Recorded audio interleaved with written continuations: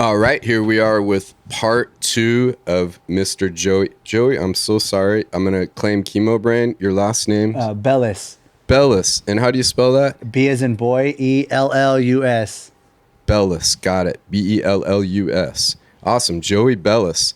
So we're here with part two, just these extremely special moments that we're involved in here. And this is episode 8. So part two, episode 8 of Untapped. We were just getting into a little bit about an update of my chemo stuff. And then we're going to get right into talking about Joey's, some of the addiction and alcohol stuff and some of the breaking habits sort of deals. And Joey was just asking me off camera, what is a typical day for me? And let's see, it's kind of changes. At first, I was thinking that I need to be very routine oriented, that it need to go to bed at 10 o'clock at night and get up at 6 every day. I got to keep to a schedule, because if I'm going to beat cancer, this was probably 10 years ago or so, I'm going to have to just be on this regimen routine. I've got to stick to it. I got to put everything into being very disciplined. And it's just like when you're in a fight, you get kicked in the balls or something, and you all of a sudden it shakes everything up. So I would get shaken off that routine, and being comfortable in the routine would make me kind of weaker. So getting shaken off it would drop me more. So my days, I learned in the cancer battle, you have to be able to adapt a lot. You're kind of in a fight. I almost feel like I'm in fight mode quite a bit, and I try to let go and let God sort of thing. But I also have to be on top of managing life, and I got 3 kids and trying to keep the business going and things like that, which are all exciting things. So it kind of depends on the treatments. Right now we're hitting a trial, so I spend a lot of my time at Mayo Clinic in the daytime. And really it depends too on what, sometimes I got to sleep more, so that'll cut into the day. If you got to sleep 12 hours in a day, then that gets a little bit annoying, because it cuts some of your time down. But yeah, that'd be kind of a standard day. I try to move as much as I can. I claim, and I usually achieve this pretty close to an average of 4 hours of exercise a day. And that doesn't mean I'm out there lifting a bunch of weight and sweating the whole time. It's a lot of, I try to do breath work. I try to do positional stuff. I try to weave in stuff throughout the day, so that I'm always kind of trying to do postural or some kind of movement throughout the day. And then I'm really working on trying to stay connected to people. So when I don't feel good, sometimes I do need to kind of be on my own and sort of heal, but to minimize that time of being in any sort of isolation, where I'm spending time maybe one-on-one with each of my boys, instead of just having them both there, where we can have that special bond and connection, where I get to spend time with other people, where I go to special places like OPT and I guess I'm rambling a little bit here, so maybe that answers the question. Like, a it's little bit. fascinating for me, because this is our first time meeting. So I know maybe some people that watch your show and know you, but I don't know you. So like for me, I want to learn about you and kind of hear, because, one of the things, one of the questions that I have for you, it's like, now I'm going to interview you on part 2, you guys. I'm here with my friend Kyle here on Untapped, the guest host today. Like, what for me? When did you find out? Because my stepdad died of cancer. I've had people in my family die of cancer. When did you find out that you had cancer? Yeah, it was about 11 years ago. So it's a little bit scattered, because I was first diagnosed with melanoma, and they removed 2 melanomas from my body, and then I was misdiagnosed. So that would have been in 2009, 2010. So that's 12 years ago. So we kind of think that there's some similarities in the melanoma and lymphoma, and getting off on a tangent, but I probably had it from that time on. And I noticed, really, I started getting over lump growing in my neck, and that would have been 2011 or so. And at that time I was working at a exercise therapy spot. We did some athletic training and stuff like that. And I really got deep into posture alignment therapy. So it was around a lot of holistic people. And so I was just kind of thought that, I'm not going to do any chemo. What's that? I don't want to do any of that, the medical stuff. And I went all the way in natural, and maybe didn't know what I was doing exactly, but I always kind of tried to keep that theme. But I chased that level and ended up connecting with Dr. Brzezinski, who's got a show on Netflix where he did a lot of natural healing sort of thing. And he actually told me, this is the one cancer we want to go take advantage of the medicine. You won't get rid of it without it. And I'm still, we've kind of talked, we kind of shared back and forth a little bit earlier, is I'm open to anything. I always want to be open, because if I'm not open to something new, then I become rigid. And if I become over rigid, then I'm probably not going to make it very long. A lot of the battle is very, some of the days are very where I'm battling kind of life and death stuff, maybe, where if I don't step on something right away, if I don't if I don't rest, if I don't sleep, if I don't hit it with some kind of medicine, I can end up in the hospital pretty fast. So the very beginning was just kind of working through, coming to terms with that, hey, I've got cancer. Now I got to move, instead of being in denial, like, hey, I'm going to, if that makes sense. Yeah. I think, and one of the things that I always think about is, I talk to you a lot about it, is the memento mori, remember death. And, meeting someone like you, or hearing your story where you've had one foot in this world and one foot in this world, like this existential dance, because I don't know what that's like. And for me, I would ask you, like, what inspires you to keep fighting? Like, what inspires you to keep, there's a documentary, I don't know if you've seen it, it's called Be Here Now. And this guy, he was a famous actor on this HBO series called Sparta. And he got cancer. And what he did, he went all Eastern philosophy. Yeah. He's like, I'm not going to do any Western medicine, this, and he's got a wife and a kid on the way.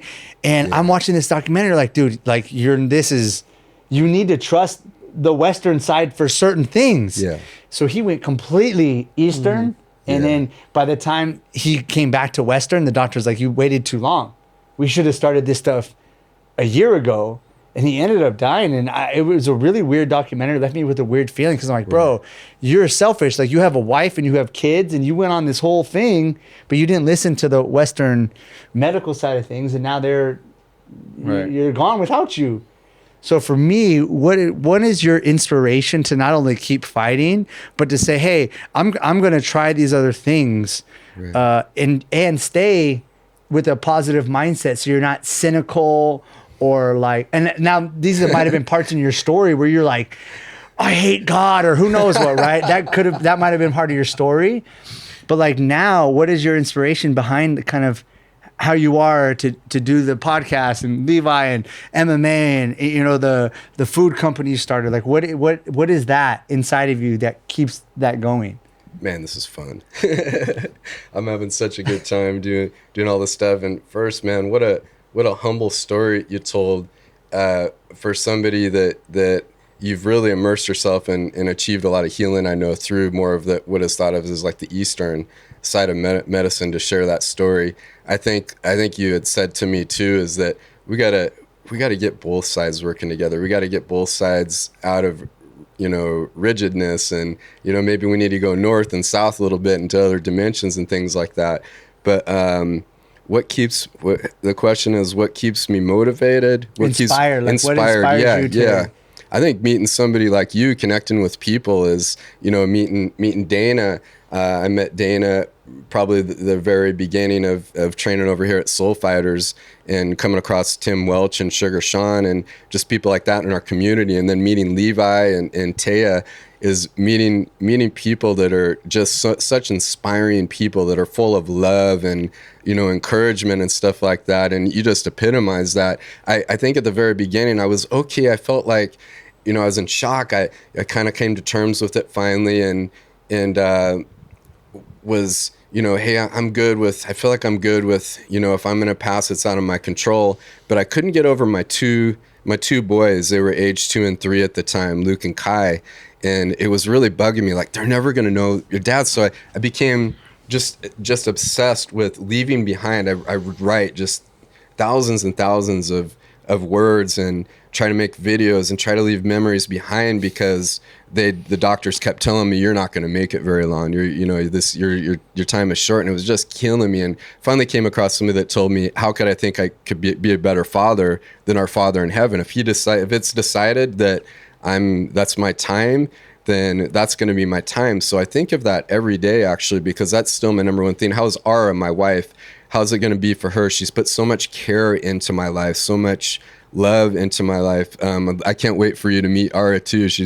I think you guys, really connect well. She's this real special person, leaving those people behind. So I think about those are kind of the inspirations that keep me going. But at the root of it all, when, sometimes I'm not perfect, people aren't perfect. And sometimes it's just you. And for me, it's just me and God.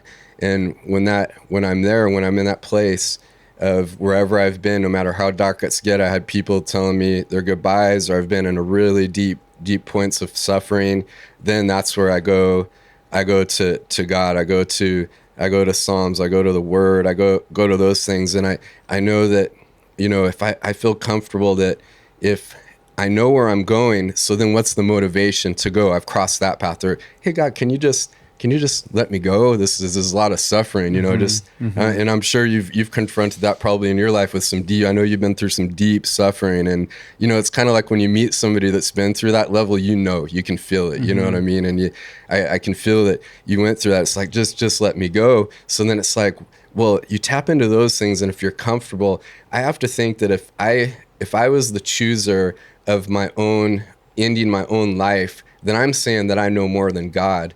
And if I believe God is real and I'm real and I'm being real about who God is, I have to believe he knows better than me. So whatever the case is, I've got to know that, hey, God kept me here. So I gotta be motivated to do the best I can in life. I gotta be motivated to try to be open to all people. Jesus has said, I give you a new commandment.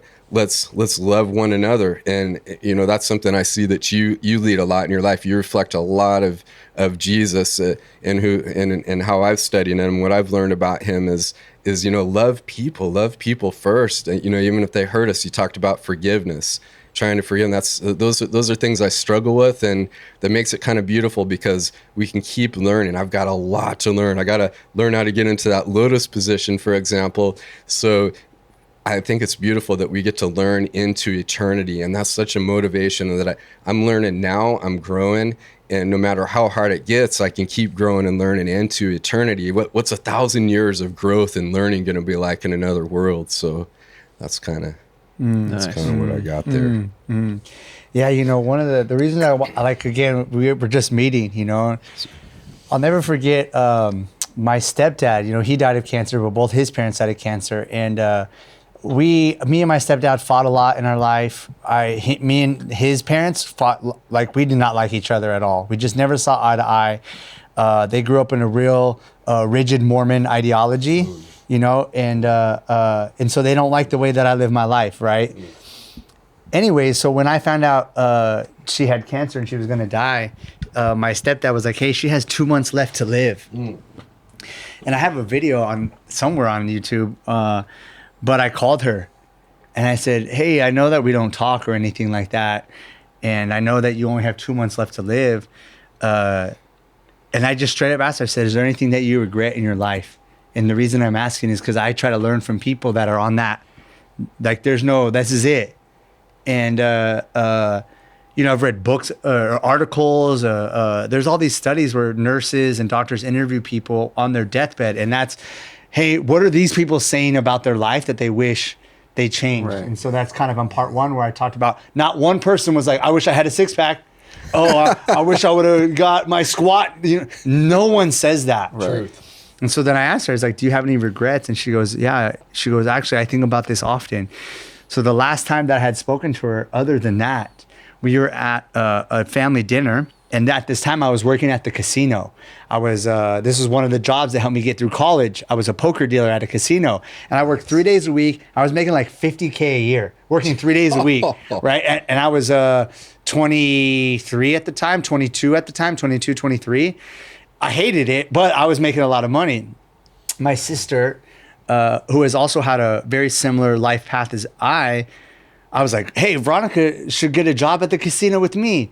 And then my stepdad's mom, my step grandma was like, what do you think that she's going to do in an environment like that? And you're already in an environment like that with all these gamblers and this and that. And I lit her up. Like, I call it OPT. It's like I launched arrows at her ass. You know what I'm saying? I just lit her up with arrows. I was like, you're not my grandma. Like, and I just lit her up, walked out of the house. And like, last time I saw her, last time I talked to her, until this moment where I called her on the phone. And she goes, Joey, she says, I think about that conversation a lot, because what I realize right now is that I was wrong, and that I don't have the answers the way that I thought that I had the answers. And the way that I treated you in that moment, I am really sorry for that. And it was like this weird, like really humbling moment for me too. But I realized, oh yeah, your faith isn't what you say it is, because you're scared right now. And your pride, you've been thinking about this the entire time. I didn't even think about it at all. Right. But your pride kept you from calling me and saying sorry, or calling me and asking me forgiveness. And Wow. Those are the things that cause sickness. Those are the things that cause people to have ulcers or headaches or tumors or do some of these things, right? Right. And I was like, wow. And then, I had asked her another series of questions about what is her life, like what does she regret, and just things that she never did or she never pursued. And because I was sitting at a Chipotle on the phone having this conversation with her, my stomach was turning. I was like, oh my God, like I gotta make sure that I never forget this conversation, because it's going to remind me to just make sure that I do what I need to do in my life with responsibility, right? Not be completely fly by the seat of my pants, but never put my ideas out into the universe, or an idea, or be afraid to tell someone I love them for the first time, or hey, I'm gonna send this guy a voicemail I never met before, but like whatever. I don't want to die with that in my heart. Nice. And so that's why I asked you those questions. I was like, these things that you're kind of putting out into the world is like, I don't want to die with these things in my heart. Like, I want to get these things out of my heart, whether my time comes tomorrow or a month, or I live, another 50 years. Beautiful. That inspires me.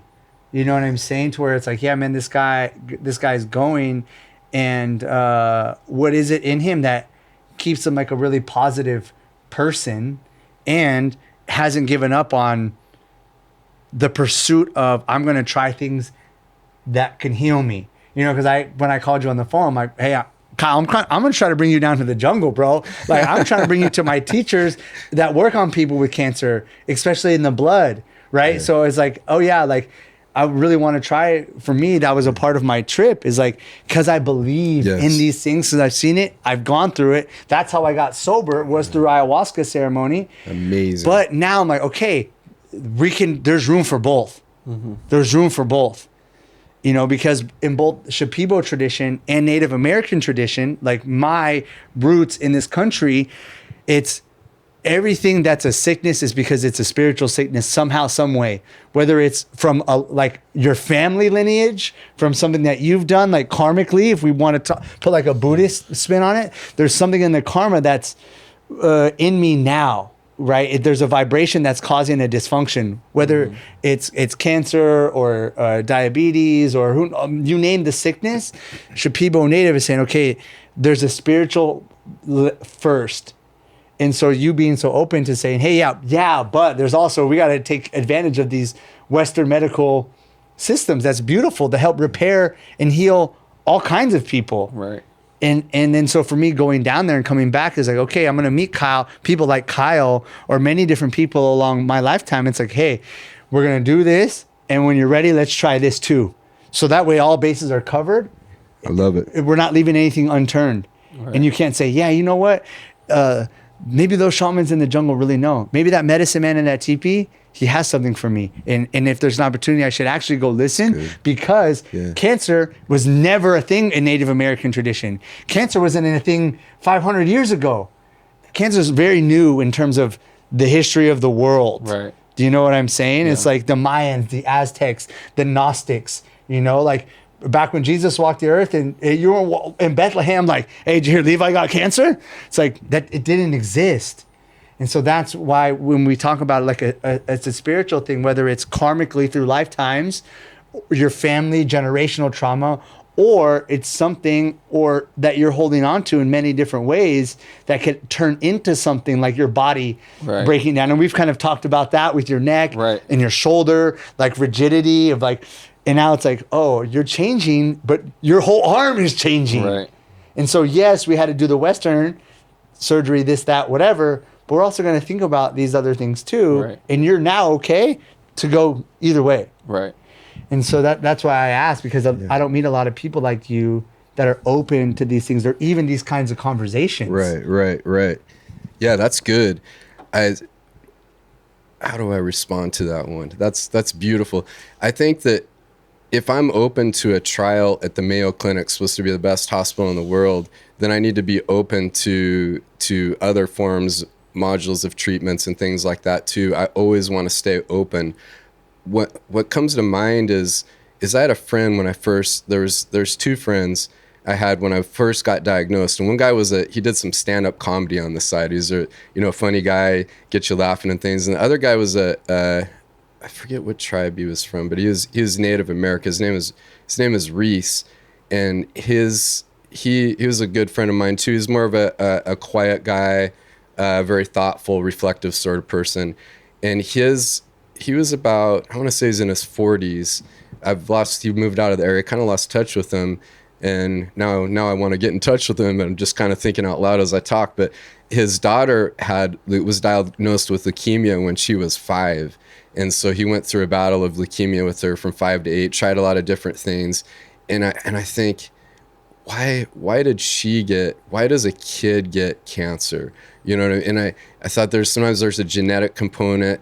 I've gone through actually a couple of ceremonies before where I do believe it's possible. The Bible talks about generational curses and things like that. I've gone through some ceremonies, not with any kind of plants or that kind of level, where we went and confronted any, lack of forgiveness or generational curses and things like that. I think there could be a component to that that's true. And I definitely think that the spiritual and the emotional and the postural, there's a connection there, and that's beyond my understanding. If I believe in a God, it's beyond my understanding. There's a lot to learn in that field. We got to be open to finding where those all match up, because I think with the postural, if I'm sick and I feel, I'm losing in a game, I'm losing in a baseball game, you see the posture of the players after their heads down, they're kind of like this. What does that do to the body? What does that do to your systems? What if you're not trusting, you've been hurt a lot, you're covering your heart, you're tensing up. What does that do to your heart?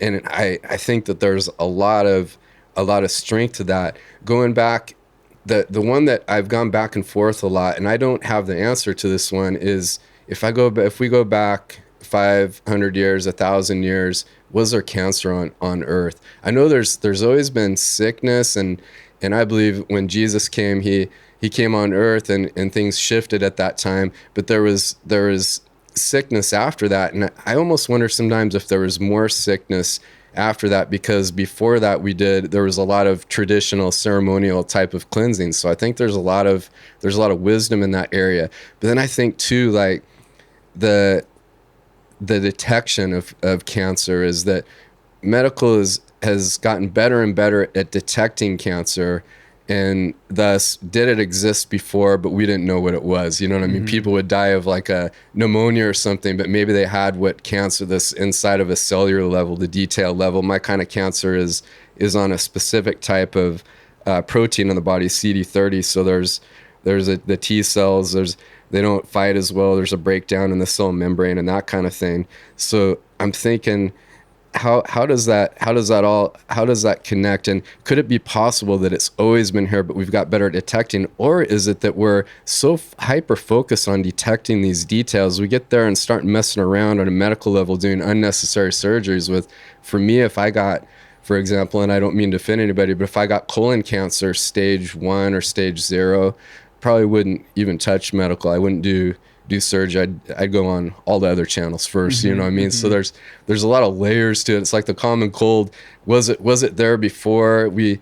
You know, what did it look like? Where's the variables? Has cancer evolved? I think that we identified me as a certain subtype at the beginning, but now it's an unknown subtype. Did that evolve? Did that come from somewhere else? So those are kind of just my open rambling, you know, thoughts. I took a little edible a little bit ago, so you know. I was thinking about I didn't mean to cut you off, but like in the sauna from a postural standpoint, like you always tell me like try to sit up, because the sauna is, that's life. Like it's uncomfortable, and to ease it just weighs on you. Now you're almost into like a ball, or you see people you go to the mall and you can see it. You can see the almost like the weight of the world.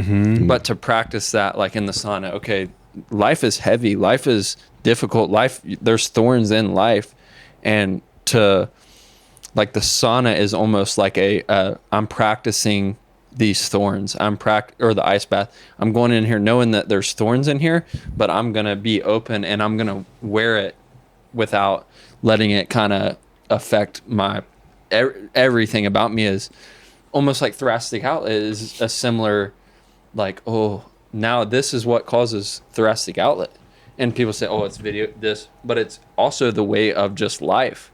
Now you're just like gamers, you see, like they're like this. Yeah, that's true. You know what I mean? Yeah. But also they can not play video games at all, but that's just the way of life, and it Stress, folds them. intensity, correct. Right. And we work a lot on that in the sauna. Is like, hey, I go in there and leave us like, I'm like, all right, man, like sit up. Let's like do our breath. And that's the representation on a spiritual level, is acceptance. Right. Heart open, facing it head on and saying, yeah, this is hard. This sucks. Not saying that it doesn't suck. Oh, it's not hot. I'm fine. And that's the, Right. that's the you're not in tune with the reality of the situation. The reality of the situation, it's been 26 minutes. I have no water. I just got done working out. I feel like I'm about to die. That's the reality of it. Can I still face it with my heart open, which would be courage, right? Another way to look at it, to put it in Christian terminologies, is I call it the hawk pose that we do, right? That's like the Christ on the cross. My heart's open. It's the same thing as the lotus. My heart's open no matter how hard, no matter hurt.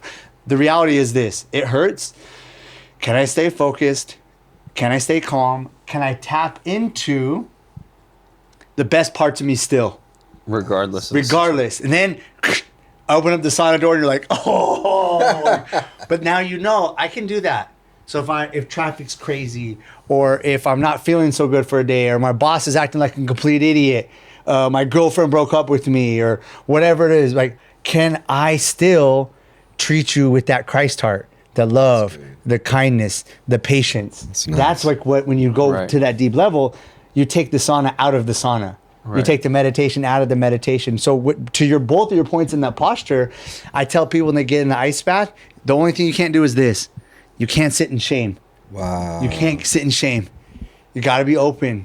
It's like, because we're all taught to sit like this. Yeah. You know, and then that's like the letting go, you know, and I work on, I'm going to put T on blast a little bit, but T likes to get in and she wants to keep her hands out. But this is a lot of people. And at first I'll tell them like, okay, from a spiritual standpoint, it's like, what am I holding on to? What am I? Right. Self-doubt, fear, complete surrender, right? This is another posture that we do, cactus pose. Like, I got to surrender. Christ wasn't holding on to the cross like, no, I'm not going to do it. Wow. No, Wow. anything but this. He was like, Wow. boop, let's go. Wow. And that's the piece of it. I got to get into the ice, never thought whatever, of even that. if it's just a minute, That's right? so But I good. gotta fully surrender to the pain of it. Right. Man. And so then, like on a spiritual level, we get in the ice. It's like, yeah, like let's let go of whatever it is holding you back. Letting go. When I work with people with the addictions, it's like, let that go. Let that go. That's scary though. That's faith. Right. Hey, I'm not holding on to nothing right now. That's good. And that hurts. Yeah. It's scary because you got to say, oh, well, I don't know. Right. You know, and to rewind it back a little bit to what you were saying about the sickness and stuff, there's always been sickness, right? Leprosy, smallpox, people dying because they don't got clean water. It's true. I think the difference with like something like diabetes and cancer, you have the introduction of two things, sugar and the rate of which we're living. because we've had coffee forever. Coffee is what like saved a lot of people because they couldn't drink water because it was so they either drink alcohol or coffee. But then they say that they attribute to the advancement of mathematics to coffee because it unlocks different parts of your brain. You get different neurons firing. You're thinking differently, right? But you introduce sugar, processed foods, and the rate of which we're living, and now it's killing ourselves, right? And so those would be kind of the newer ones. Whether cancer was detectable or not, these factors have increased the rate of that because it's not natural, which I love kind of your philosophy of approach, and you are approaching that even more when you go hunting. I saw when you're hunting, I'm like, yes, dude, that's sick. I love it, you know? And it's like we were in your last podcast or the third one, I think maybe you're talking about Clemson's 100-yard wellness center. Right. People are coming back to the traditional ways. Yeah. Get into the heat, get into the sauna, get into the ice, get into the sun. But in order to do that, you got to slow down. Pace. You got to slow down. Unwind. You have to unwind, and then you can become more malleable, right? You got to become more like, but then you got to think about those things, which is why I asked you that question. Sometimes people, like when I asked my grandma that question, I really feel like it was the first time in her life someone asked her, hey, you're about to die. Tell me about your life. Whereas for your story, you've been in that dance for a while and you've had time to think about, you know what, I want my kids to see this podcast. I want my kids to read my notes. I want my kids to watch me dance. Because I don't have kids yet. And I literally told Ryan on the last podcast, I said, one of the reasons I do it is because if I have kids one day, but then God forbid I die in some crazy random accident, man, I can go back and listen to my dad's life and read his journals and look at all these pictures that he takes that everyone's like, why are you always taking pictures? Because it's like, well, I want my life to be remembered for what it can be if I have kids or friends or family, you know, like, it's like, damn, dude, like that's important. And a lot of people that untapped Christ heart, they're so scared of it. Oh no, this is how, like, just get out there and say it. Say what you want to say. And I'm not doing it for the popularity. It's like, I'm doing it. You said I'm doing it for my kids. I'm doing it for my wife. And if other people just so happen to catch some of the benefits from it, it's awesome. Yeah. You know, like for me, it's been great being on here, but I'm going to have this conversation whether I'm here or not. It's like I have this conversation with Levi or what. That's right. But it's great now because I hope that people can listen and rewind and do that. And the more that we rewind ourselves back to these natural ways of doing things, you know, red light therapy is new, but that's what Andrew Huberman's always saying, get the sun early in the morning and at night. That's what that is. Heck yeah. And so the cancers and these kind of newer diseases that are new to us, yes, there's always been sicknesses due to whether it's hygiene or cold temperatures and whatever, but these other ones are a completely different type of the sickness that we haven't seen. I 100% agree. And I think you're tapping into something so vital right now that it's so heavy on my heart is I've even been banned from little groups, online groups and things like that for bringing up the things you're talking about, or doctors will refuse to treat me or they'll kind of scold me and that kind of stuff. But I'm still here. And, you know, if it's true that I set the record in surviving the most chemotherapy and I'm using a lot of those components and I'm staying open to growing and trying new things, why wouldn't that be accepted? And that's such a frustrating component of the whole thing. And you know, it comes to mind, the only thing to do is to focus. We bond together. We take action. We do a podcast together. We love one another. We get people to experience, you know, just for somebody, if you've never done a cold plunge before, give it a shot. It doesn't have to be 30 degrees. You can go in at 55 degrees. Give it a shot. Go visit Joey at OPT and see how these components work. People are so scared when they get diagnosed with an illness to try something different than the doctor. The doctor kind of becomes a god. And for me, I'm never going to have a doctor that isn't going to let me lead my own treatment to take responsibility for my own health. And it's so frustrating that people will not try those other avenues. Getting out and having a little sunlight in the morning, people are like, oh, I'm going to catch skin cancer because the sun is hitting me.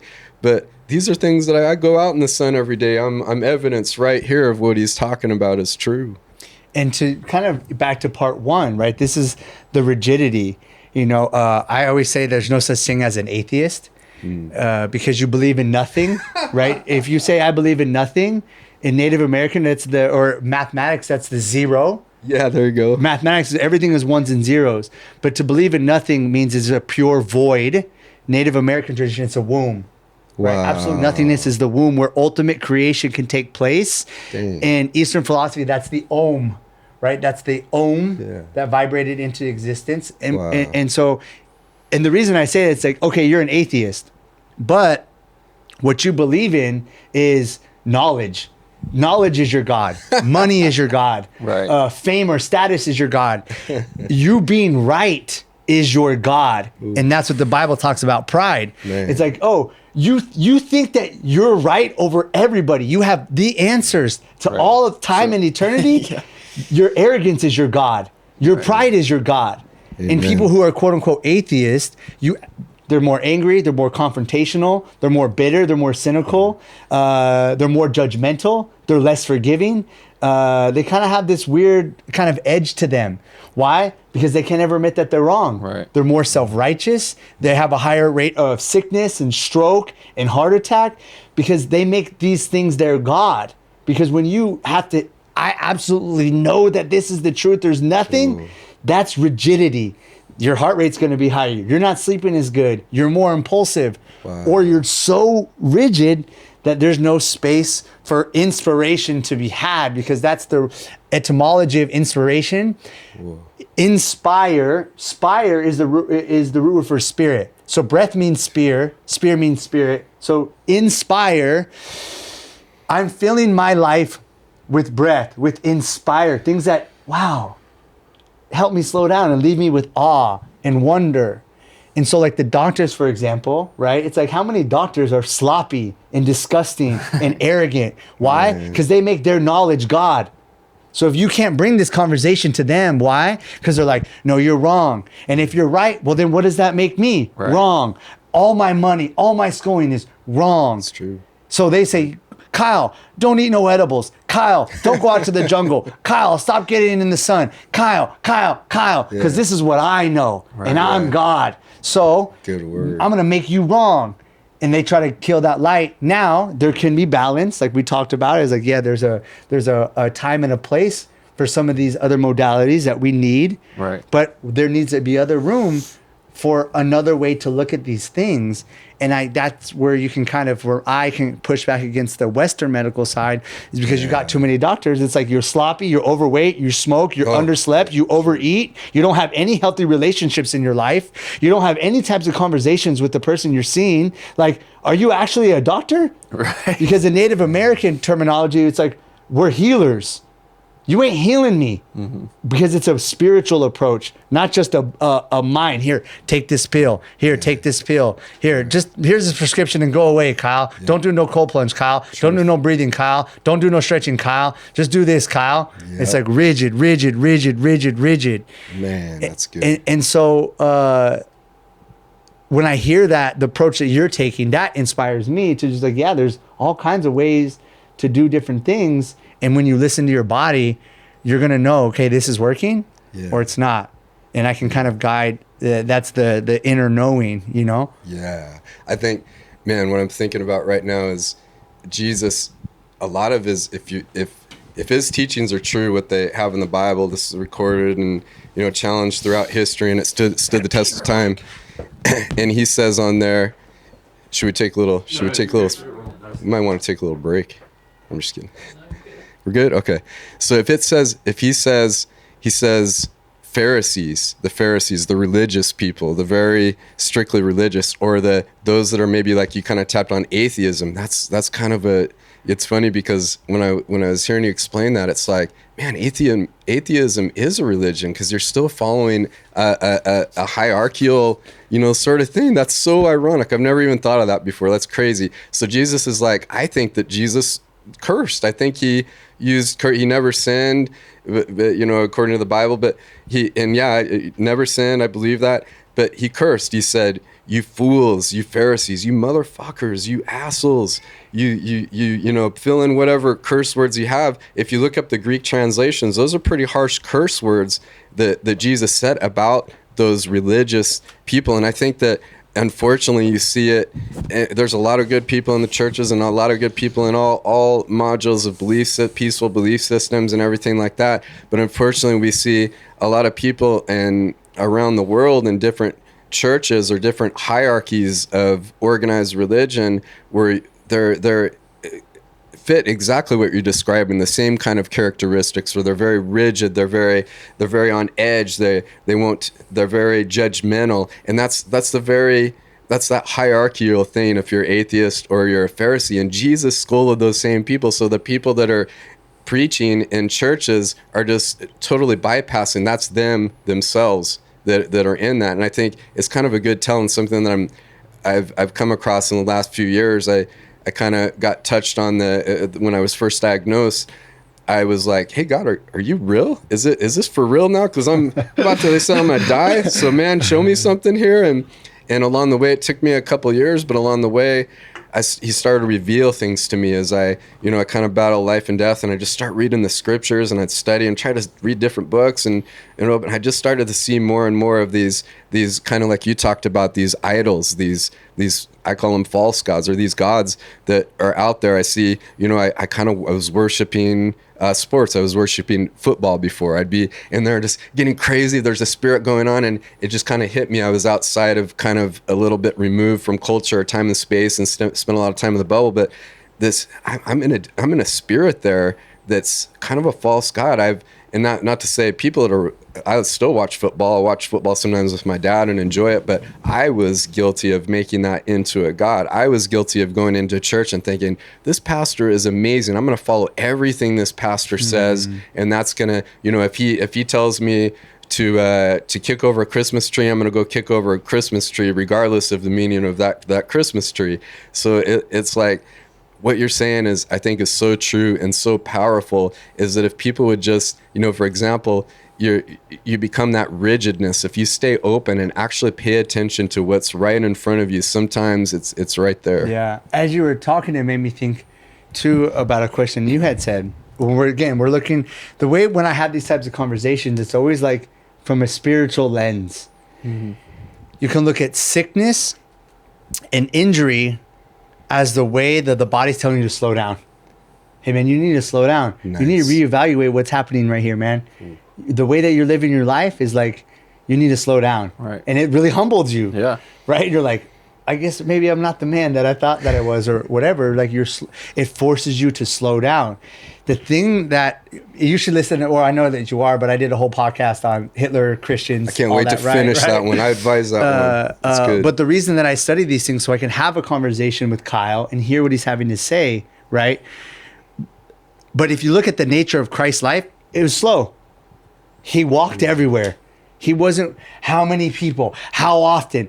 It was slow. It's true. And when you start to take on those types of principles, and I talked about this in my podcast yesterday, you get all these church people, you get all these pastors, all these Christians, and I asked them, hey man, when's the last time you went out the desert to fast and pray? Nice. Because me and my ancestors been doing that. I just got back from my Vision Quest. Yeah. I do that. Yeah. But you hold on a second. You're going to be claiming this and that, but you never fast out in the desert and prayed? Right. Man, I can't even be listening to you right now. You never sat underneath the Bodhisattva tree and like a Buddha, and you want to talk about? I can't. What are you talking about right now? That's good. But those things force you to slow down, and because then you realize the things that are important. My friendships are important, or the love of my life's important, or my kids are important. The fact that I'm putting my ideas out there, it's important. Repairing the relationships with my family, my friends, my brother, that's like important. Living in the van, that slowed you down. Right. And you're like, okay, yeah, all right, this is good, but I don't think it's sustainable. But you did it. Right. And it forced you to slow down. Ice. You can't rush the minute, T. The minute's going to be a minute. It's going to be a minute. The 26 minutes going to be 26 minutes. Can't rush it. Right. Oh, I hate this. Exhale, breath hold. 8 seconds. I felt like that was an eternity. Hey, man, you can't rush it. Man. Slows you down. So when you were saying it, just made me think about these things are all designed to just to slow down so we can be more in tune with Creator. Right. So good. I think the whole, when I think about religion and churches and Christianity and all these are like what are we trying to do here? Are we trying to live like Jesus is the example and we're trying to live through that? Or is the pastor of the church the example and we're trying to, are we worshiping the pastor or are we worshiping Jesus? Because I think you talked about it's like, Jesus didn't do these things. Jesus didn't judge you for what you wore or where you went or what you did, but you're saying you're living by Jesus, but you're doing these things. Like, he didn't do those things. So just kind of like build off of that. You talked about it in your podcast. Yeah. He brought up another point. I say this to people all the time too. Hey, how many times did Jesus go to church? Never. Hey, how many times did Jesus read the Bible? Never. Right. He didn't even know the Bible was written. He didn't tell anybody to write it. Correct. And so then you say, wow, I don't have to be this way to be a Christ heart. I call it a Christ heart. Right. These are things that you look across the time. A lot of people are enlightened spiritual masters. You know, for me as a Native American, Black Elk had a vision of Wanakia, aka Jesus. Wanakia came to him in a vision and spoke to him in colors and songs. It's like, that's the Christ consciousness, right? That transcends oceans and rivers and time. Quanah Parker, when he started the Native American church for peyote, the people that were trying to force him to stop, and he said, no, man, it's like white people go to church to talk about Jesus. Native Americans go to the teepee to talk to Jesus. Right. Two separate things. Ooh. And you bring up a really good point, because that's kind of how it's taught. Never in the Bible did Jesus say he has all the keys to eternity. But a lot of these guys in these churches and women in churches, they say, you do this or else you're going to go to hell for all time and eternity. And now people they're scared. They're not following Christ because they're following the path of Christ. They're doing it because they don't want to go to hell. That's inauthentic. Right. That's totally inauthentic. Versus, you know what, I'm gonna do these things because I enjoy it. It makes me happy. I feel good to practice kindness and slowing down and loving thy neighbor. Good you know word. what I'm saying? And Man, that's good. And that's another thing. You might know it better than I, but that famous scripture, it's like, why are you worried about the stick in your brother's eye when you fail to see the log in your own? Yeah. That's what a lot of pastors are doing. true. Or look at the Right. log, look at and it's like, but hold on a second, man. Like, you have a miserable relationship with your kids or your wife, or you're not taking care of your temple. Same thing. It's like, Jesus wasn't overweight. You know, he talked Right. about fasting, and you could even do the whole diet that fish and bread, and that's it, pretty much lamb. Like, and he was a healthier person, because that puts you in tune. If I got to Right. cook my food, or if I got to get proper sleep, all that's designed to slow yourself down. And so to bounce off that, you know, your whole what we're talking about, these things are designed to slow us down, so we end up living a better life. Right. That's beautiful, man. You had so many gems in there. You talked about how Native Americans, they go in the desert and fast, and that's what Jesus did. That's what so many examples in the Bible show, the power of how healthy that is, to get out in nature and fast, abstain from foods. I'm curious to know what you think too. On abstaining from certain other things in our lives, electronics and things like that. That's a form of fasting. But Sex. Yeah, there you go.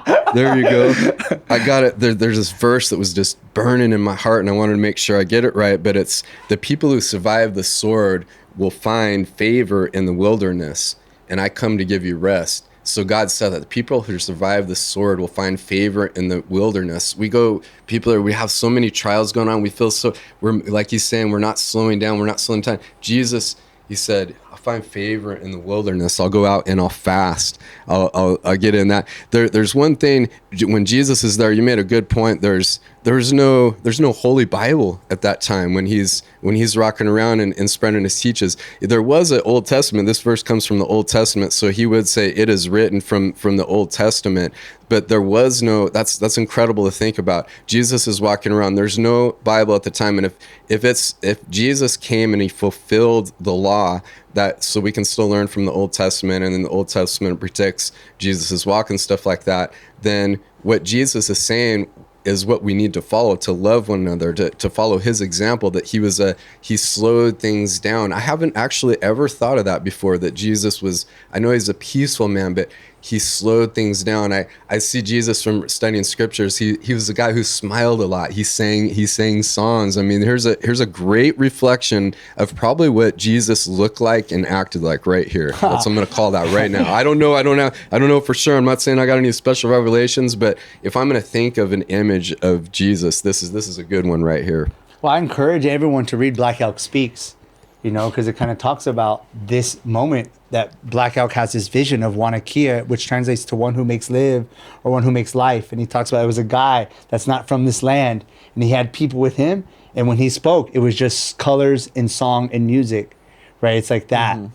And that's Christ consciousness, and I think a lot of what you're saying into you go read other spiritual books, other spiritual practices, and they all have very similar stories, very crossover stories. I keep talking about this docuseries on Netflix called Ancient Apocalypse, where I'm a huge fan of Graham Hancock. And at the very end, the last episode, he goes to this place and he talks about this is one of the oldest written stories ever. And it's about a guy named Yima, aka Jesus. That's this Christ-like figure. Mm-hmm.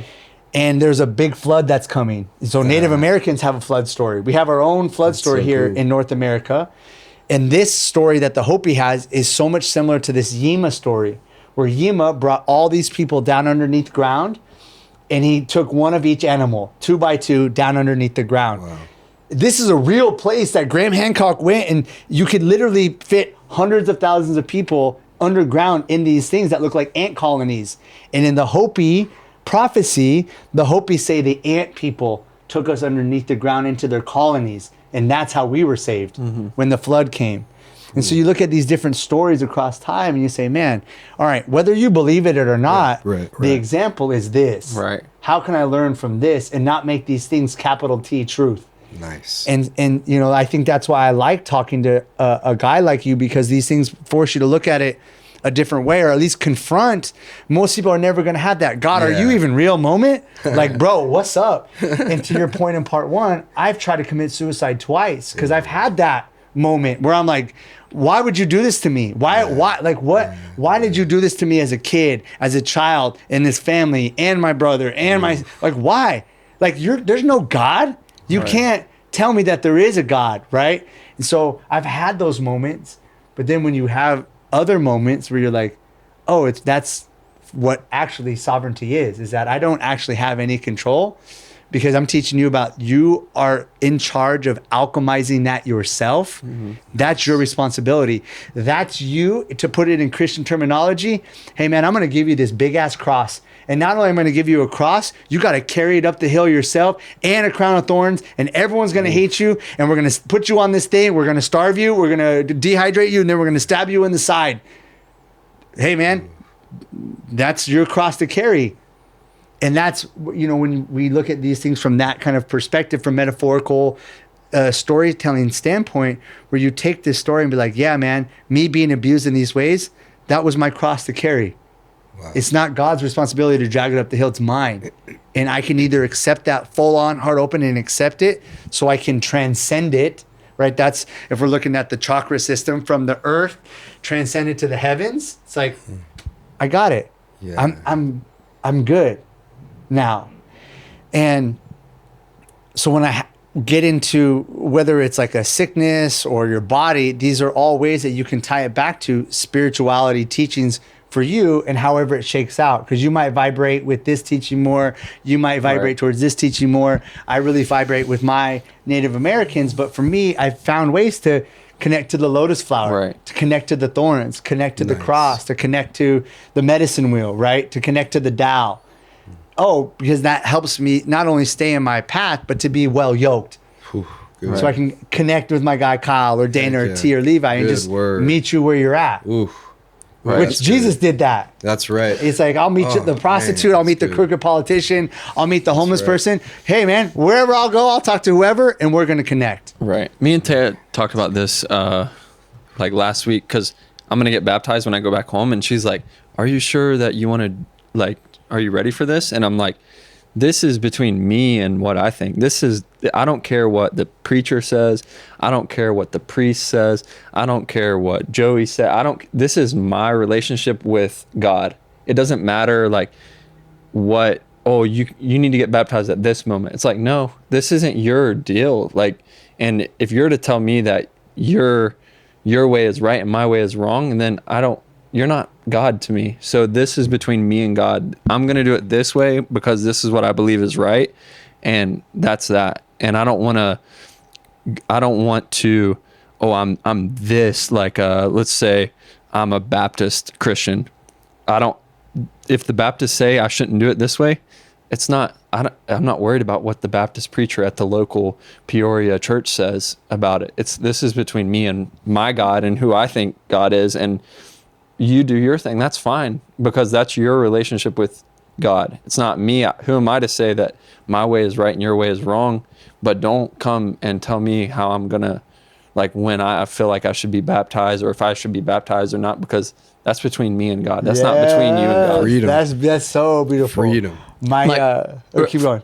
For me, it's like the reason, and I'll go a little bit deeper. Like, the reason why I want to be baptized now is because the last like 3 years, that shift is like, I feel like born again. Like, I have an understanding of this stuff, and it's now I can do things I know right or wrong, or I know good or bad, or good versus evil, and I have an understanding of it. So I feel like almost like a spiritual awakening or born again. So for me, the baptism represents like, this is a new me. And Christians believe a very similar thing, but everybody has their own twist on it, which is fine. That's their own little, I feel like every single individual should have their own twist on what they believe. And if not, then it's not like, it's what somebody else believes. It's what somebody else told you. It's not what you were, your relationship with whatever you believe in. Mm-hmm. So that's awesome. I didn't know that. That's so beautiful. And he brings up such a good point. My uncle Daryl, right, the medicine man I talked about, he says there's 8 billion people on this planet. There should be 8 billion different religions, because it is between you and God. Right. That's it. Yeah. And the more you slow down, the more the stillness, the more that you're silent, the more you realize that. And I can learn from other people, and I can kind of, I really like, that's actually a golden nugget, or that's going to teach me. I'm like, okay, now I can just apply that to my path and continue to strengthen my relationship, and that's like a totem for me. Is anyone that's, they cling to their, whatever their belief. I'm like, well, your faith isn't that strong. Right. Because if your faith is strong, it's like, I'm immovable, right? Yeah. That's the Buddha in the lotus. It's like, I'm here. One of the most powerful pictures I've ever seen in my entire life is the monk that sets himself on fire. Ooh. If you ever see it, it's a warning. If you watch, it's a real thing where these monks were protesting war, and they sat in lotus and they lit themselves on fire. Crazy. And they're just like this. It's like, because that's how strong their faith is. Man. Immovable. Right. Like, that's so powerful. And so anyone that clings to that kind of rigidity, you're right. It's like, nah, like, right. Why are you worried about my salvation? Jesus never said, God never said, hey, the more people that you save, the better heaven's going to be for you. So worry about saving as many people as you can so you get better hierarchy in heaven. It's like, no, it's like, just worry about, I'm going to share the good word. I can just talk and teach and love and forgive. But if I save Levi and I save T and I save Dana and that doesn't improve my chances in heaven. It's like, I just got to worry about the log in my own eye. Oh, man, I see that I see in so many organizations, there's a hierarchy, and you got to do it our way. You got to follow these set of rules, and so many choose, and they exclude themselves. If this person doesn't fit in to our mold exactly, and if they don't, they better get into that mold as quickly as they can. They better behave like we are. They better dress like we do. They better follow the same kind of rules and laws that we're following. And what that does is it separates so many people, and it takes people down a path of getting comfortable into being just exclusive. And I think it's so powerful what you're saying is that if we can't be open to learning, let's find some common ground. We got so much split going on in the world, and everybody's talking about that all the time. But, maybe think about somebody that doesn't agree with you. They've got feelings. They got somebody who loves them. They love somebody, that that person probably has some things in common. Instead of focusing on how we're exclusive and that, hey, we're doing it this way and you're not doing it that way, how about we focus on what some of our similarities about what things, that's where love is. Connecting with people is finding, I think that's the way Jesus operated, is what he was really talking about, is that commandment, love one another, is find something you connect with that person about. If there's good and open, a little bit of openness, a little kindness and good in that person, they're going to be looking for something to connect about you. They're not going to just be talking about themselves, focused on themselves, or focused on a hierarchy of rules they're under. They're going to be looking at something to connect and share together with you on. Right. Yeah. And to bounce off what Levi said, again, I didn't know that. And I just wanted to share this for people. The reason that some of these things happen in the water is because the water is the feminine. Mm-hmm. You know, the feminine is the way to help clean and clear for spiritual connection. It's not the masculine, it's the feminine. So we take it to the water or we take it to the earth to do these things because it's the feminine that does the clearing, not the masculine. Right. So that's one of the reasons why you do it in water or you do it in earth, is to do that baptism. So it's really cool because I think part of you is you're reconnecting that side, the creativity, the passion, the speaking from your heart, right? Looking at things differently. That's feminine, right? That's the beautiful side about feminine, the ultimate creators. You know, that's where the Heavenly Mother is the water, it's the earth, and that's spirit. And so I just wanted to say, like, that's really interesting that you're going through that process, but you as a person, those are things that are actually changing inside of you. And so it's like, it's ready for you to now bring, quote unquote, spirit into your life in that, the feminine. For me, it was always like, I always thought in my head, oh, if you don't get baptized, you can't go to heaven. Like because I was told that, like, oh, you don't get baptized, you're going to hell. So then it was like, oh, I better not die if I die before I get baptized, I'm done for it. Like, I thought that was a so fear. Poisonous, right? It's like, hey, dude, for all time and eternity. Right. It sucks. And it was like, well, I just couldn't wrap my head around that. And then I'm like, okay, some of these religions, they think as soon as you're born, you should be baptized, but they don't even know what's going on. They don't even remember that they're being baptized. So what does this even represent? So for me, it was like, I'm going to create my own representation of this. And when I can fully wrap my head around it, then it'll be time. Mm-hmm. And if I die before that time comes, then it just wasn't the right time for me to do it because I didn't fully understand it. And I think that my God will if he's so powerful and he has all this and he's kind of overseeing all this, he's going to understand where I was at in my life and he's going to have grace with that. Because like people that some people say, oh, if you commit suicide, you're going to hell. No matter what, you're going to hell. It's like, if God is if he is God, he's going to understand where you were at in that place. And maybe that is the case, or maybe it's not, but who are all these people to say that, or the sexuality thing? If you're gay, you're going to hell because it doesn't work like, and it's like, you're not God. Correct. Like, who are you to say anything about any of this? Because that's between me and what I'm going through. And I believe that my God knows where my head's at in the moment, you know?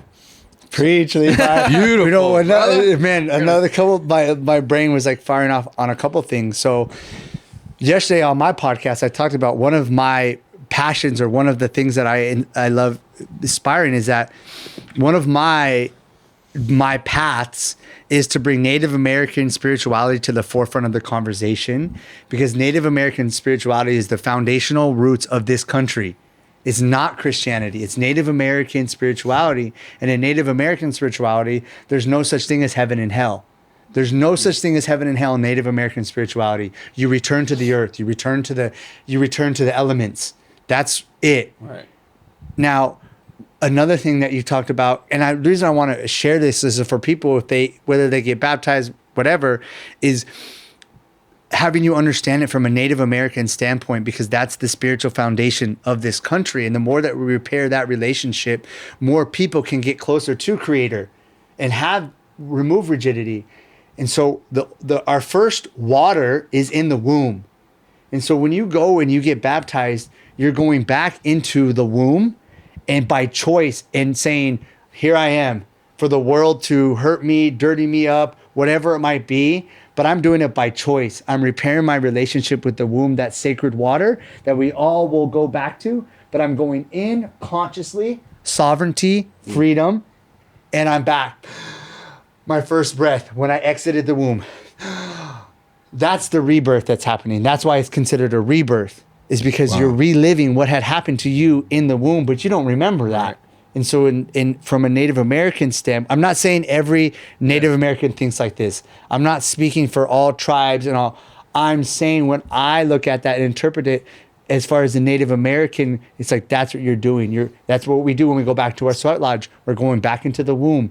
For us, it's always back into the womb, repairing the relationship with the feminine, because those are the real, that's where spirit ultimately is. And so it's just so beautiful to hear these things clicking in you. I'm like, oh my God, I just want to put that in your ear so you can carry that with you when you go to that sacred water and you have that moment of a quote unquote rebirth. It's just like really awesome. Right. For me, I feel like it's like, this has already happened, but for me, it's like, I'm going to do this as a like symbolism of what has happened over the last 2 or 3 years.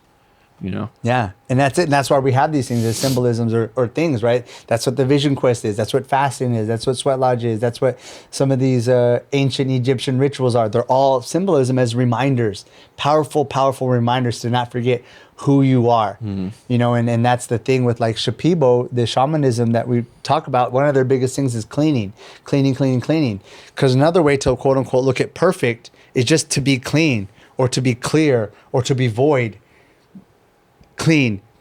I'm always coming back to the water. I can consistently be baptized. I can consistently ask for forgiveness. I'm getting saved. Right? Correct. Always. It's the same. And we're all talking. Like the Taoist thing. It's happening right now, all the time. That's that movie, Everything Everywhere All at Once, because it's happening right now, all the time, everywhere. But as soon as you put those glasses on, you're like, oh yeah, I can create redemption in this moment right here between me and this guy Kyle, between me and Levi. I can forgive my stepdad in this moment right here. I can forgive the stepbrother who tortured me for 4 years of my life right here in this moment. I can repair that right now in this, and that's the Tao, where I'm like, oh yeah, I don't have to wait till I die. I don't have to wait for someone to save me. I'm doing it on my own right now, between me and my God. Correct. Or in other words, like the Buddha in you, the sleeping Buddha that's in you. It's like, I speak to that. Or the sleeping Christ. It's like, I speak to that. You speak to that. Oh, we're having enlightenment right now. Right. Enlight in this moment. Yeah. It's like, oh, it's happening right now. That's in presence, right? Oh, it's happening the more present I am, but that requires us to slow down. Meaning we got to set this up. We got to wait 1 week. We got to wait a week to do this podcast. We got to drive out here. This isn't going to be a 30-minute podcast. This is going to be a whole thing. Why? Because spirit's happening. Right. And we need a lot of, especially between us three, we need a lot of space right now for these conversations to be held, to be heard, to be had. And the people, right? It's like, this is only going to be certain conversations for certain people. Because it's like, oh, this is a 3-hour thing. It's too much. It's like, man, Jesus, he's talking again. It's a 7-hour sermon. Nah, man, I ain't gonna listen to what Jesus. I'm not gonna listen to what the Buddha's got to say. When you're about to die, you're I'm gonna not be gonna tuned listen in. I'm not gonna listen to what Black Elk's got to say. I'm not gonna listen to what Geronimo's got to say. It's too much, too long. It's like, well, you're missing the teachings in that, right? So, this whole thing has been really a moment of slowing down and connecting and opening up and restoring, I think, faith in a lot of people in the moment. Yeah. If you noticed, I just noticed as the podcast's gone on, Edge is closer and closer to Joey over here. This guy has a magnetism about him. It's just so beautiful. It's you're open to connect. People are like, I feel so depressed. I feel so anxious. Those are the most two common things I hear of people struggling with.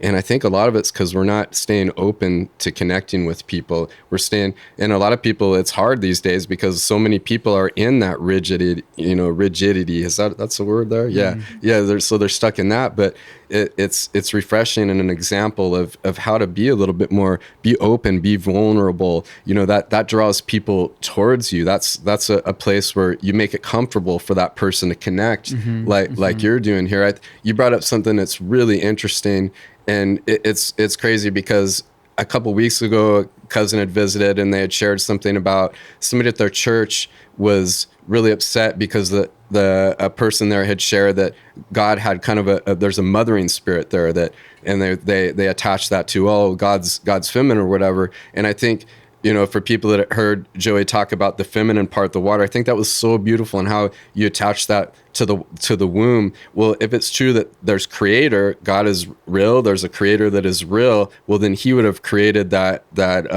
feminine spirit as well. He would have created the mothering spirit. So that's something I think a lot of Christians might hear that and they're like, oh, that's an example of even me a couple weeks ago. If I hadn't thought about that with a cousin, maybe when I heard that, if I'm staying rigid or something, maybe I'm not going to be open to that. And those are examples of how, when we're connecting with people, we gotta listen to them. We gotta learn from where they are, and maybe their interpretation or their way they're explaining something is just different. It's just another way of explaining or another perspective.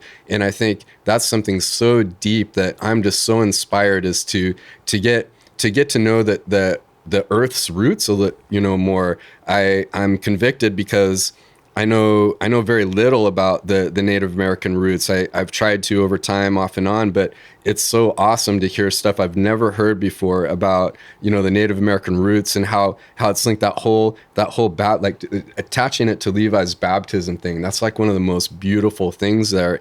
And so I know we got to start. The camera's going to start wrapping up, but we got some time still. But before we're done, I really want to get a song from you in a couple of minutes here, and give you opportunity to talk about anything else you wanted to. But before that happens, I'd like to get Dana on the couch real quick. He's not going to want to. He's not going to want to, but we got to get Dana on the couch. I got a mic. I got a mic over here. Oh, he's got a mic over here. We can't see Dana's. That's I mean, okay. this guy's a stud right here. It's like, we got. So I just want to say this is Dana's here is helping us so much, and you're behind people that are behind the cameras and are doing things. They get forgotten sometimes, or this show is equally, we're grateful for Dana here, all the work he does. And it also happens to be Dana's birthday. He came in here and is putting in some work today on Dana's birthday. So I just want to start off getting us comfortable for Joey's son ahead if he's down for it by singing a little happy birthday here. We're gonna get Levi's voice in the microphone here. All right, here we go. 1, 2, 3. Happy birthday to you. Happy birthday to you. Happy birthday, dear Dana. Happy birthday to you. Woo, woo, woo, woo. Thank you so much. We love you, Dana, man. We're so appreciate grateful it. for you. Thank Hope you have you. a best birthday ever today, brother. Hey, this has been great. Joey's lighting a fire under my ass on my birthday, so I appreciate it. Thanks, guys. What you gonna do today?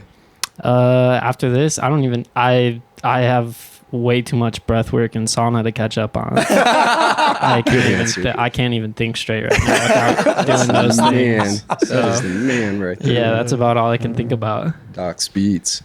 Nice. Hey, so I'm down whenever you are. If you got to prepare and if you're comfortable with it, I'd love to get a little song from. Yeah. One of the things that, real quick, just because this was I think this will be a good way to not only transition but to wrap up. But the reason that I talk about these things, the reason I study different, again,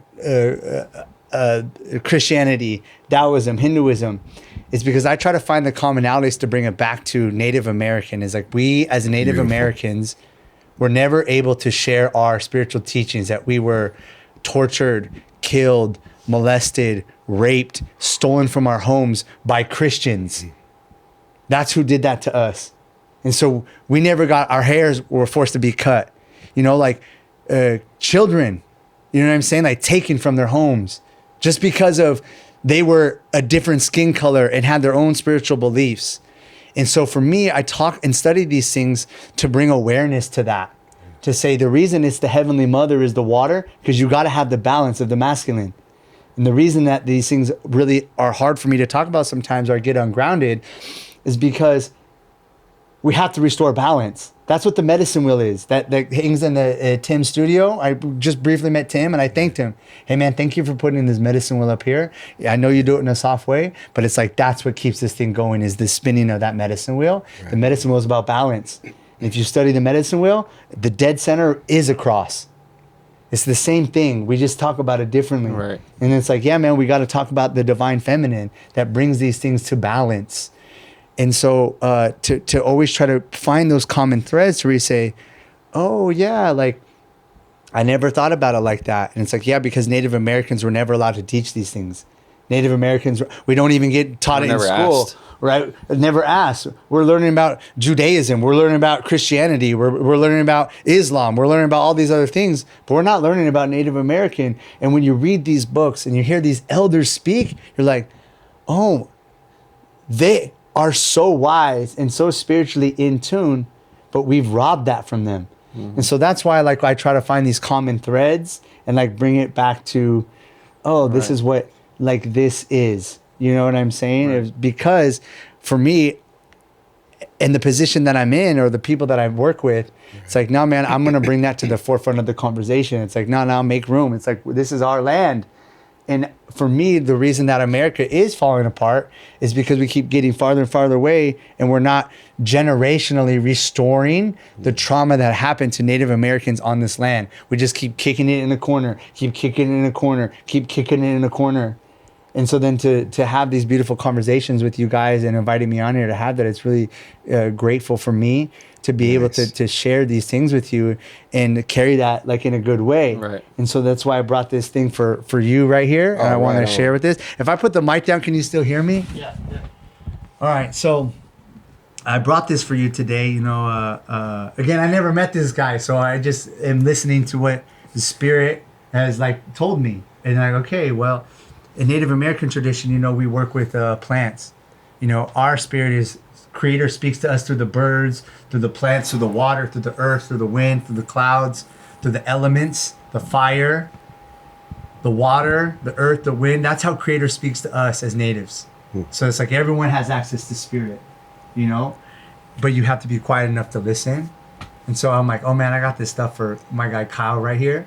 I never met him, but like this is what he needs. Wow. And so the first thing I have in here is this smudge. And this is one of the things that we use to pray with. Wow. You know, and so like however it is that you pray, however it is that you do your thing, breathe, whatever. Right. It's like you just, you know, you say to that smudge, you give it to the plants because that's the smoke that takes our prayers to Creator. Nice. Right? Nice. So there's that smudge, and you can get into however you want to read about smudge and sage and all the woo-woo people out there. This is a Native American tradition. Nice. And so for you, you'll see on here there's some corn. And so I brought you some corn from my red-tailed hawk. I just unboxed a red-tailed hawk that was gifted to me by Creator. Jeez. So that's the corn that's on there. And then you can take that and same thing, you can lay that out when you pray, however it is that you want. You don't even have to use any of this stuff. It could just be a medicine bag that you carry with you. Yeah.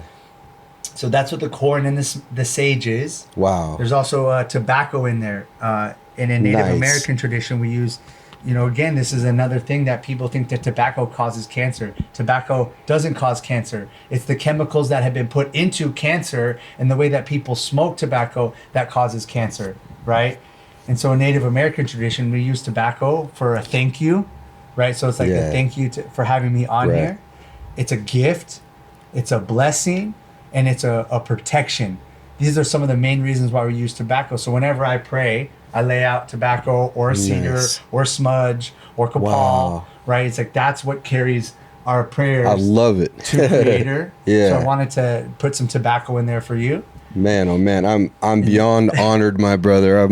I don't even feel worthy, but I will receive that and I will use it to send up prayers, brother.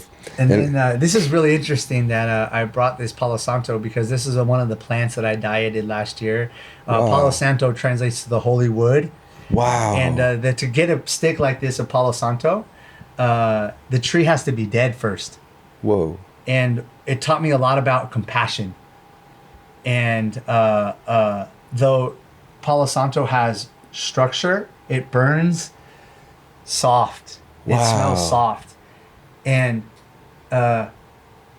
we have to be careful as people, as when we have an old life, we die off an old life. Right? This is the karma happening right now. As long as we're constantly being new versions of ourselves, old Levi's dead. New Levi's here. But it doesn't mean that there's old things that from Levi that aren't good, like your hard work, like your intensity. Good word. Like that willingness to fight. Right. That's old Levi.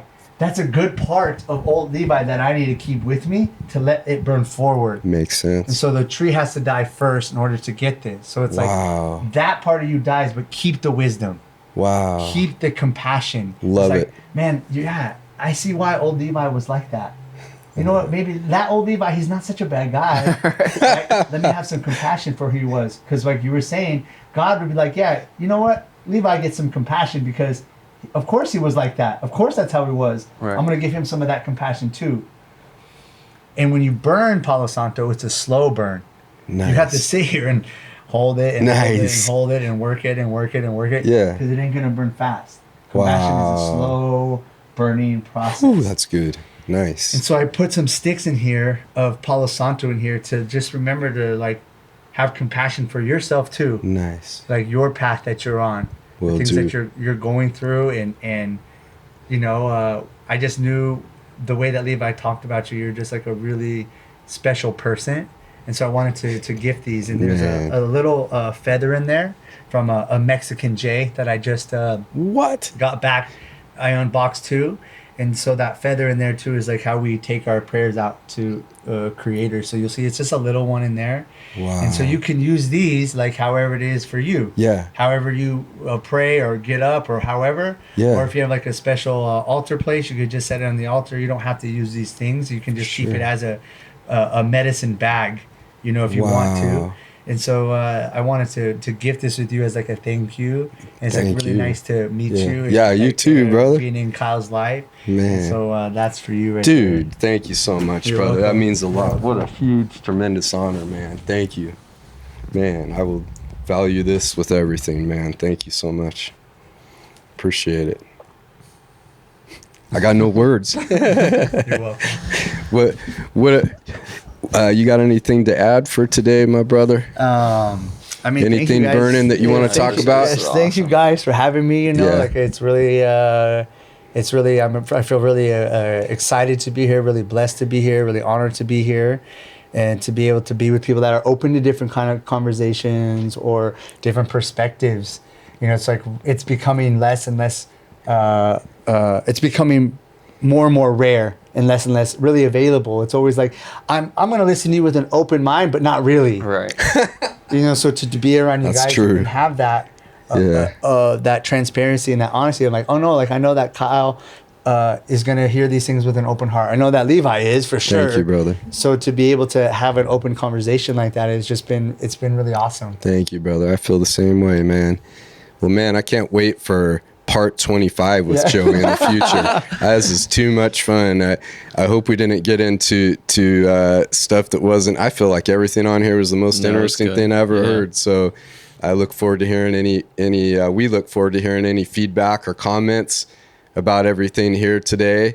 And just thanks so much, Joey. Thanks for the Yeah. gift. Thanks for everything. I look forward to growing a brotherhood alongside Levi and Dana and growing together with Taya and everybody at OPT. And I guess that's going to wrap it up for today. So episode 8, part 2 with Joey is done. Thank you so much for watching, everybody. Love you. Thank you guys. Thank you. I appreciate it. Thanks, Joey. Yeah. Appreciate it.